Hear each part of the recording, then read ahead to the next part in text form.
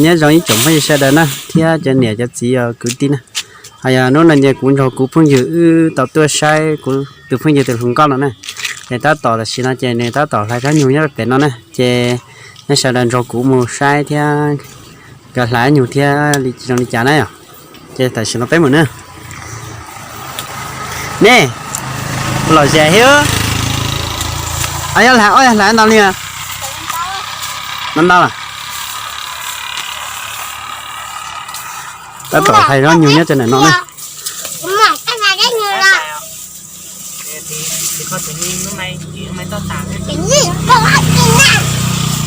thì để nó chơi cái hè giờ từ lần rào thế nào nè nó này con rào ở đây chơi ship thịt cả đấy nè con rào ship thịt cả nè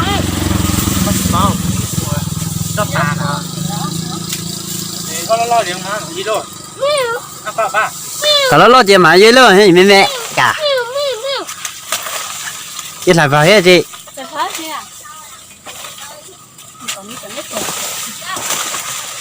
tên hết như nào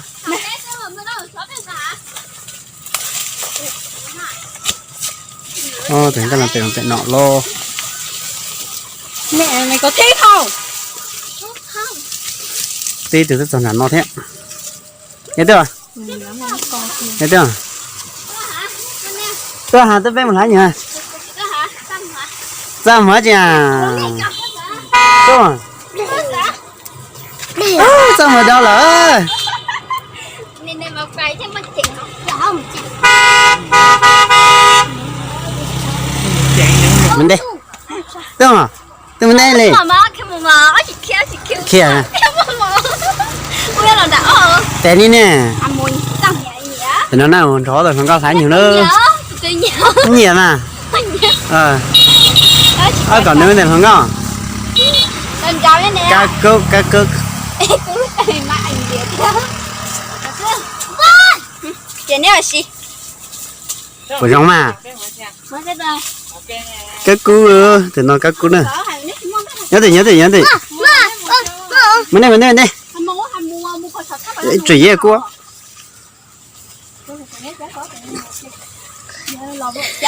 chị lấy cô chị à sao mà hả chân nó bỏ đấy mà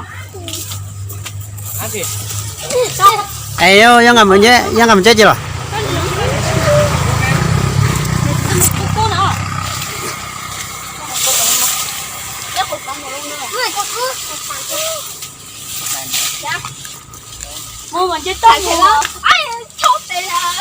tôi bé thì nó chấm mốc cái này sao chế tụi này đúng cao nè anh thấy nhá nung ông mà đâu mà đâu cái khai nè mà đâu ai mà chết hả rồi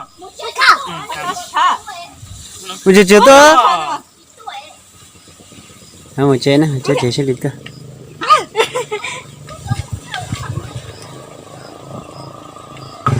anh em thấy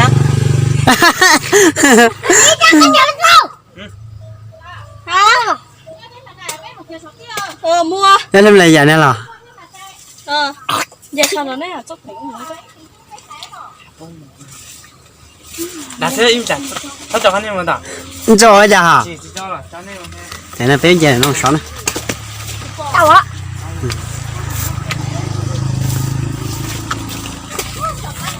à mua chưa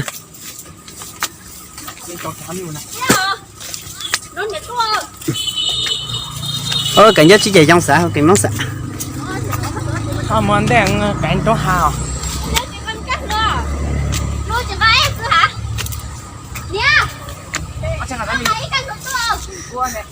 ai bữa sáu đây à bữa sáu bữa đều anh đi làm mà nè trong thùng cao một lái nhiều lơ chị hả chị tao giúp chị thùng cao gì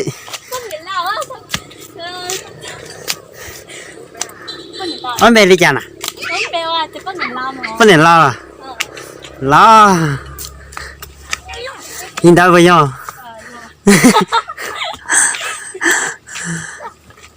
chơi chơi nào nó thế được chưa và là trong trò này thì phải nè 找你天嘛？嘛，哪里啊？哎，这也唱的。đi tôi thêm á hai chị à 你到底要弄去找了。 Tao hả? chúng nó chơi một lại rất nhiều tao nó này sai thằng con lại nho xí lo Ê, tao mấy khó tối hả? Mà đúng.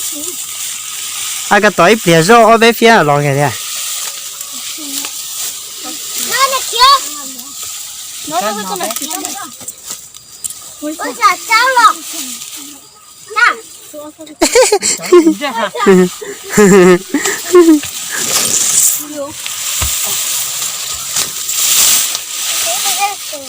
À đây, đây dùng啥？你们现在个报告啥？ ta tổ hết lửa nè Nó tưởng á. Ở cái gì mà nó sao vậy? Mua chứ, cái gì dùng sao? Mua chứ ha. Cái đồ khai là chết đấy là lại Cái chăng. Cái đó thì rồi. Mẹ ăn gì đâu có thế có thân được thôi. Chia nhớ mà. Chơi để chơi lấy cho thằng con. Tiền nó có cho mua. Tiền nó.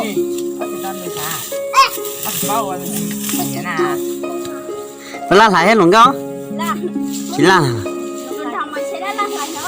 đừng cho la lao từ hồi giờ bây giờ cắt tao sẽ nè nó sai đấy lại nó Nó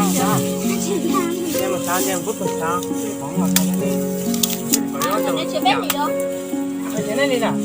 Chưa bắt phải thì lo mà. Phải không? không phải các bác lấy này chứ bác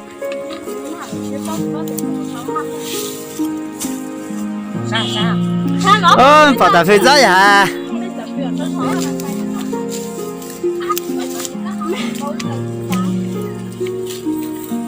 bây giờ lấy nét cho từ túi này nè lấy nét lấy cho mùa Biết lấy chia. lấy nét lấy cho mùa thế này làm sao bây giờ làm sao Mẹ mua mẹ. Mua của em không còn. em mới mắc khi khiến rồi họ tới lên pha đừng có về Mẹ mua.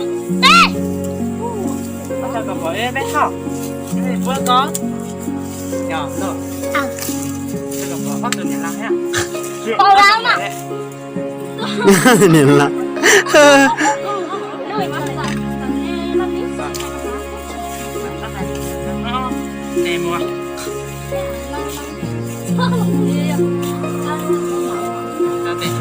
từ từ là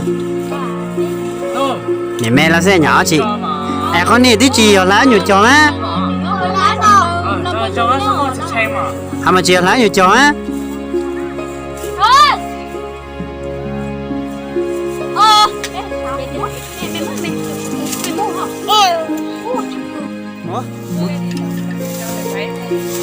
tôi xíu tại cái tôi xí tao nè đừng có tôi tao nè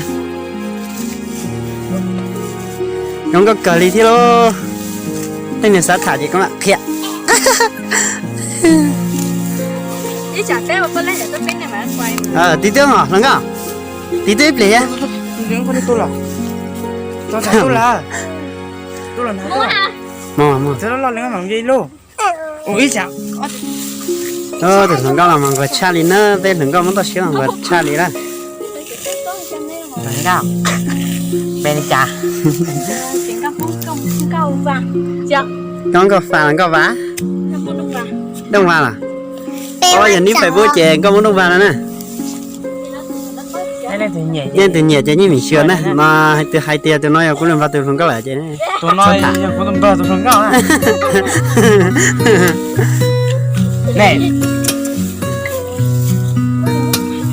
tại vì nó chè biết sai trong hạt rồi tôi sẽ chọn này cũng không có cờ đi sai trong hạt gì cho đó kho ra đây nuôi lượng đi có xa xa nha. nó từ trong hải nhân thế này anh này giờ lại cho rò này nó không thể tới tao tao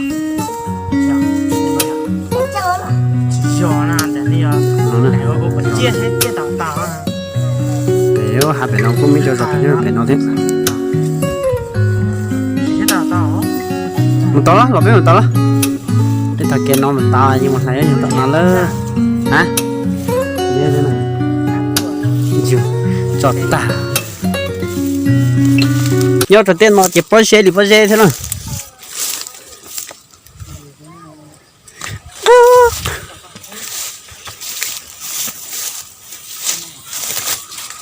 họ nó phải có nhiều hơn họ nó đấy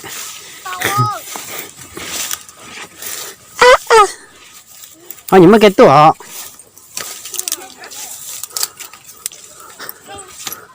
chẳng có là tôi chỉ lo vấn đề sao lộ Chồng, mẹ sẽ xem đâu. Gọi nha. nhớ từ gì sẽ chạy được anh lên đây huy chào kia bây giờ xem là Hạ mày của mẹ chồng. bây giờ xem là bác cái gì chơi là bác cần cái gì chơi là Hạ cầm mà ra không? cảm ơn sao xí chỉ tôi không lo à mà lấy mà tọ cái nào tọ lo này nó Nhưng đã. cái đấy lo này mà mình cái lo thì Giờ bên trái này, bên trái. nên ra lo này ra lo ấy lo hả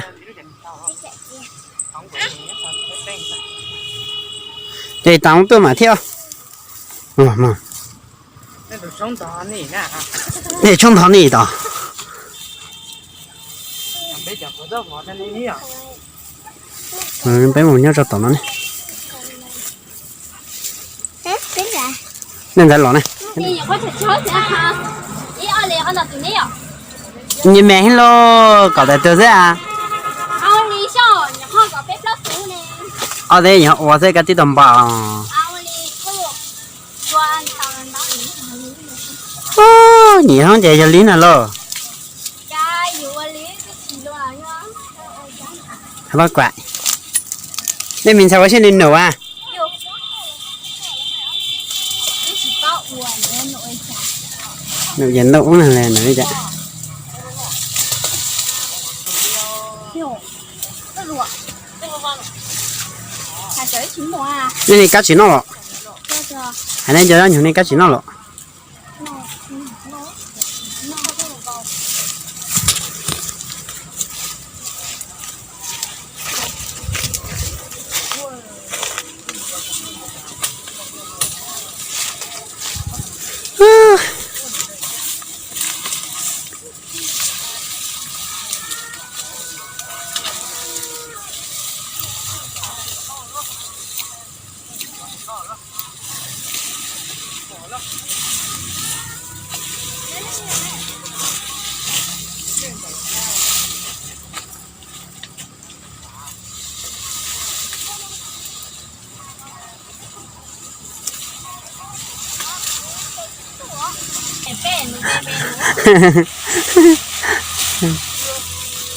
nó mê mê thế hả wow đúng chưa nè cả thì có rồi ạ giờ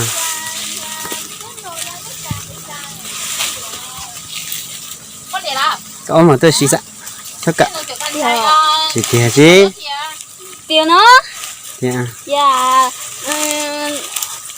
của họ chỉ tôi hai mà nhà tôi cái chỉ chơi tôi xí thế nè ở cả tháp vừa cả lỡ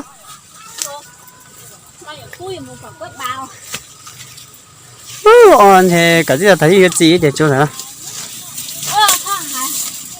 thì chi nè lâu chiều cả tan chiều để sống cô chứ à nên tên chỉ tao bộ nên chiều anh chỉ tao bộ kia là lo anh chỉ hai lo anh chỉ tao bộ là lo tên là hai chứ mà chỉ vô nhưng mà để sống cô vừa vừa tiêu Chị nó hại với mùa ô trời có kem bột su à. tất cả mọi sự hiểu qua đi dạ Mùa vô thế chơi nhẹ nhốt chỉ nhưng thành nhớ chỉ nhớ. nè Chị nó hại. tất cả mọi sự để mama chị mình sẽ tiêu nhanh xưa Chị mùa hello. mà xưa à đi mình thấy chị biết chị mình chỉ tao bỏ luôn này nè Lấy xe là cho tiền đồ về ai nhớ là còn lọc. mà lại ô nè hát ra liền Sao ô ta ô rõ hẳn lo xe. chị ạ Này mình cứ mà sao thì đây mà chị thấy lo kia nhầm cái gì ở bên nó. để thấy bỏ đào nó ha Nhầm mất nghe sao. chị bỏ đào nó lo Nhiều cái gì đâu mà theo cái quên chết. dạ chị trọng Ra coi thế. là có mót lên à mót lên Cho. ê cháu từ sáng lọ này hả nè lọ này thay nè hình nè Giờ sao à? thay để chiếu chị tiền chưa Có này chưa mở gì mình chơi này cho thằng chết à? cái sản chết để cho anh nó thế này Mua sao? khi chứ mà Mổ cái gì mất thì sao hỏi tao phải hai mươi sau thì tí. ai cùng sao đây nè Nhát nhớ rồi. thế là nó thiết vào họ thì anh này nó này nữa nè là ta chỉ để lo giải nhau thế Nè, Nhưng chưa giờ nè lao nè, chưa nè lao nè, lua ha. Cái này nè lao nè. Tụi nó bỏng á. Tụi nó chả câu quá đó. Có chống tiền. Chống tiền cũng có phía đó thôi. Mà gì vậy? Nó mất luôn mày. em mà mất chưa Đi ta không? mình tay mùa chị vậy lửa Mới làm à? Mua. Mình chưa mua sao được chưa? Rồi cho hầu ấy.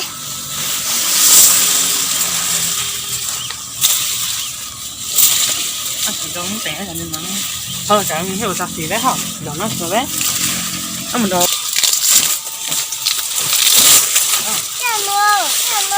rất là thay hả Hello. giờ tôi phải dạo phơi xíu Không. giờ tôi phải dạo phơi xíu Quán lim à? Đi sáng này đâu? đó mà phải chỉ tôi phơi cổ thế chứ chỉ tôi nói hay chí Mấy chả đang chờ đó. đi chơi đi chả đi Mấy chơi sáu giờ chơi đang chờ. đi chả đó Đang chờ đồng quan giỏi nhất. Nó thơ đấy. Nếu chỉ có cái chả tức đấy à mà đi chọn. Để mảnh nhá. mày đi tao bỏ Chọn nó thích phô hết đi đâu. mà chọn nó mà thả lươn nhá là chỉ là hành gì Sợ gì? Nó cái mông cũng chặn được. chưa giờ thì chọn nó giờ leo nên nên mà tao vẫn chọn nó nhá là đấy tao Anh nói kiểu như là anh sao em cũng không hiểu. giờ thì hiểu à Anh cứ nói kiểu như là nó cái tiếng kia mẹ xem cái đầu. nhá là thì giờ thì phật thông nhá là gì mà thế hả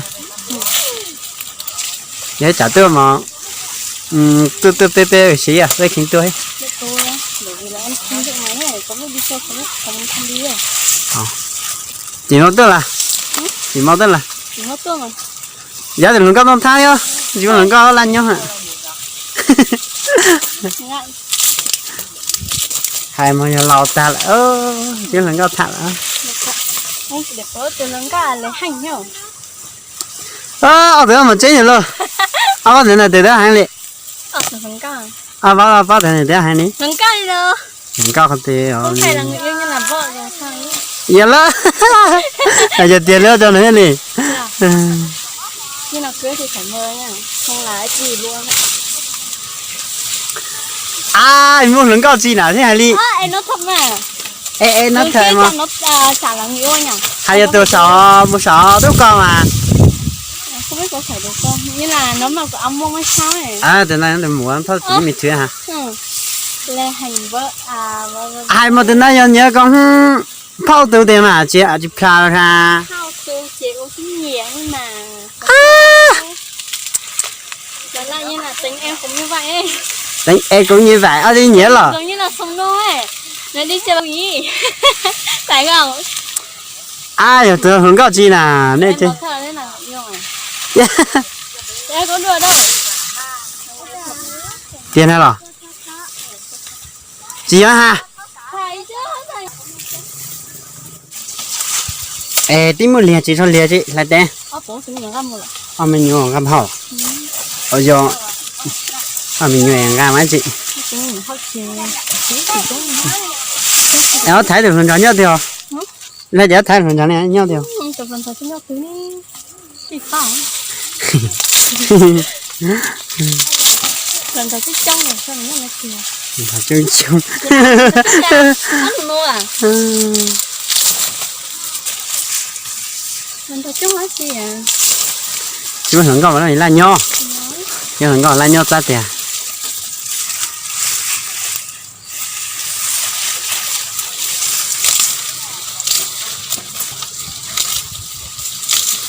đây là người chó mà để chỉ la lọ Chỉ là gì à?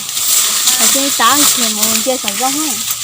mà nên đi chế thì chỉ mấy thời đi sao đó bên nhà lại thì chơi này mà lại một lại tình sai rồi thì xin thì giống Không chụp tay. bảo mãi sửa hết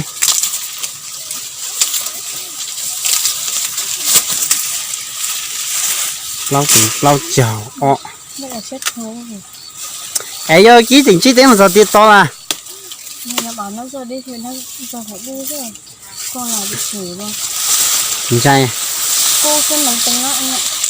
nó tên cái gì sai Nó không dễ nhưng mà cô sức kia đâu, cô sức kia thì lúc nào cũng được. bao là rồi mình nhớ là món gì Cuốn bánh cháo dinh dứa. hả Cuốn bánh cháo dinh dứa. ba trăm Ngay trước cổng công an kìa. mà chạy đến nọ Ok. lên món giờ chỉ thấy mà chứ Lấy đi à? anh chỉ mà liền cho chả lo à mà bữa thấy về nhưng mà sẽ đi chưa áo lại ôm á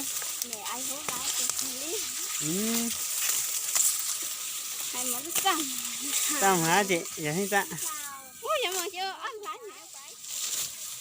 Ý à? Này trên thì mà nó tủ đi à? cái này rõ lành thế Từ từ đấy à? Anh này này à? Anh chỉ mua mùa rồi, anh chỉ trả. rau chắc kẹt tạm á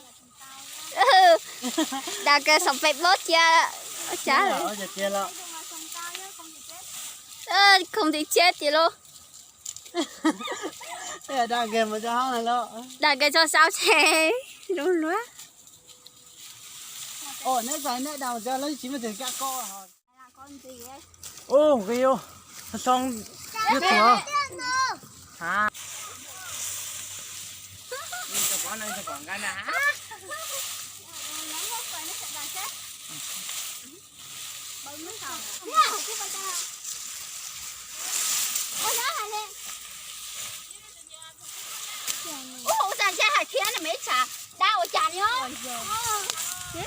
chết cha à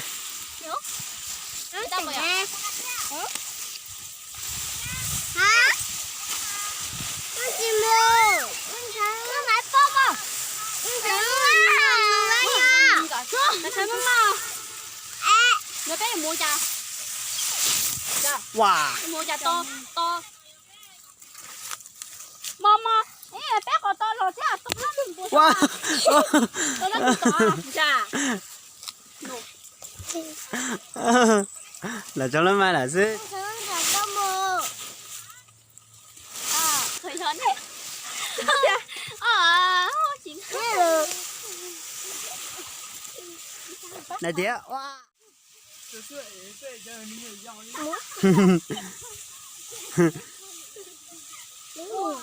sao mà